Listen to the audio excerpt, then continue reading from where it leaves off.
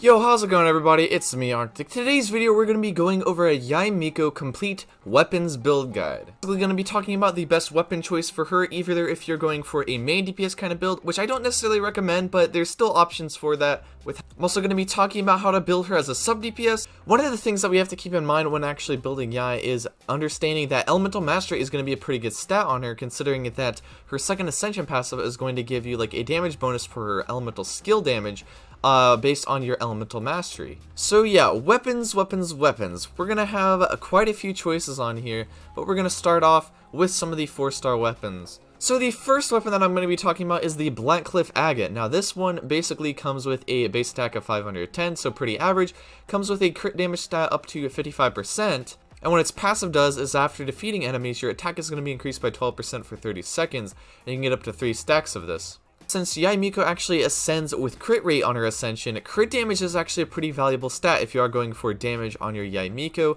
This overall is kind of a pretty good weapon in general on her. The second weapon right here is Favonius Codex, and now this one has a average base attack as well, but it comes with energy recharge. What passive does is that crits are going to have a chance to generate a small amount of energy particles, which could actually be pretty big considering that Yae Miko's burst actually costs like I think 90. Burst has a long cooldown.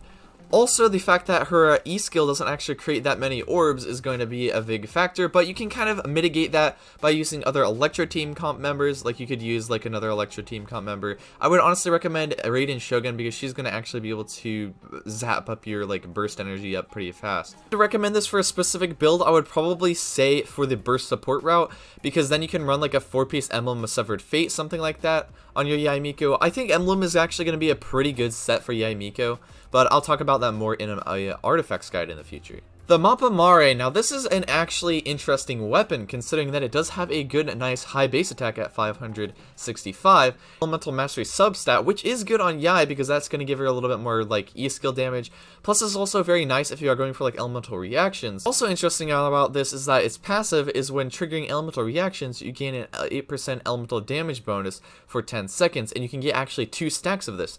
So just at R1, this is giving you like 16% elemental damage bonus, along with this nice base attack and also elemental mastery subset, so it's honestly a very good weapon for Yae Miko right there. Solar Pearl is a pretty alright option, I would say, for Yae Miko. Now, I wouldn't really recommend this too much at like Refinement Rig 1, just because 20% damage bonus isn't that crazy, but this weapon does also increase your burst and elemental skill damage by 20%, so it is honestly a pretty good weapon, I would say. Its base attack of 510 and its crit rate of 27%. 27% crit rate is going to get you some pretty good crit rate, so your Yae Miko is going to be like basically at 50% crit rate pretty easily with this weapon. By refinements, this could be pretty good. I'm probably going to test this out on my Yae Miko, just because like I want to test it out basically, but all you would have to really do is like pop on the field, use your E skills, maybe do like a charge attack or like a normal attack, something like that. You could do like one normal attack and you basically trigger this effect, and that would last for like 6 seconds, so you could kind of rotate around a bit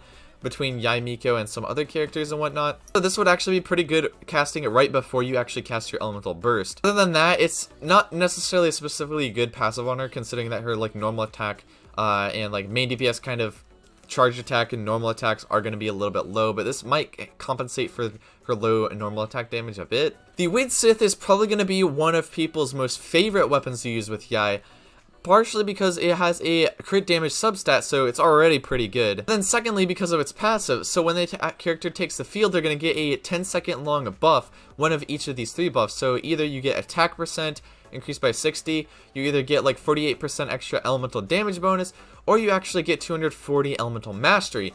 And with how elemental mastery actually factors into Yae Miko's kit quite a bit, this could actually be pretty good. Then furthermore, if you get this all the way up to Refinement Rank 5, this weapon can get you a lot of actually these damage bonus, so it's quite good. Execution Ring is another craftable weapon. It comes with a high base attack, some energy recharge substat, and then also its passive, when you actually trigger elemental reactions, you're going to be getting a 10% elemental damage bonus for the element, and it lasts 6 seconds. So this can kind of be good for like boosting out your whole team's damage if you are using her with like a like Hydro main DPS, something like that. You could be able to trigger elemental reactions and basically give your Hydro character more damage, and also Yae Miko more damage. Refinement Rank 5 of this is actually pretty good. That's like 20% extra elemental damage bonus, so it would be really good as like a sub DPS kind of like supporting type of catalyst.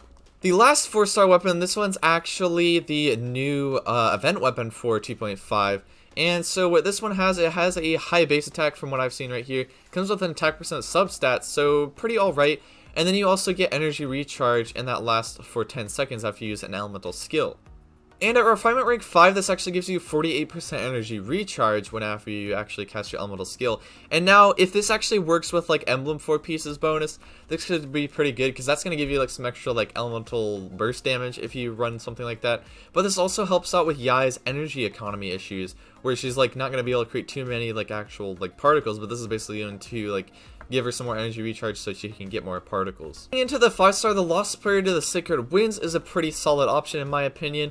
Comes with a 6-8 base attack and a crit rate substat 33%. That's a pretty good amount. Passive increases your movement speed by 10%. When you're in battle, you gain 8% elemental damage bonus every 4 seconds up to a maximum of 4 stacks. That does actually give you like 32% elemental damage bonus once you get to this 4 stacks, so that's nothing to scoff at. That's actually really good. And for the people that have this all the way up to refinement rank 5, like 16% elemental damage bonus times 4, that's actually insane how much damage that is. Skyward Atlas is probably a solid choice as well. You're getting a good high base attack, so if you are running a lot of attack percent on Yae, it's going to be good. It has attack percent substat, so that basically factors into that as well.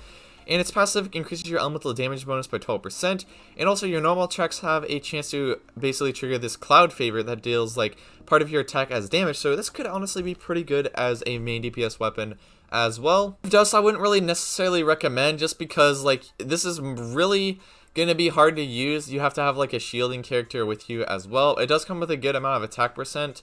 And then its passive is going to give you some more attack percent, so it could be potentially okay. I just think that like Lost Prayers or Skyward Atlas is going to be better than this weapon just in general on Yae. If you're wondering about Yae Miko's actual specific weapon, this is what it is right here. Basically, it has a 6-8 base attack, it has a 66% crit damage stat, right around there. And so that's really nice because Yae ascends with crit rate. 66% crit damage stat, so that's really good right there. And then the passive of this, it's a Kagura Dance. And basically when using elemental skill, it increases the elemental skill damage of the character wielding the weapon to increase by 12% for 12 seconds, and you get a maximum of 3 stacks of this.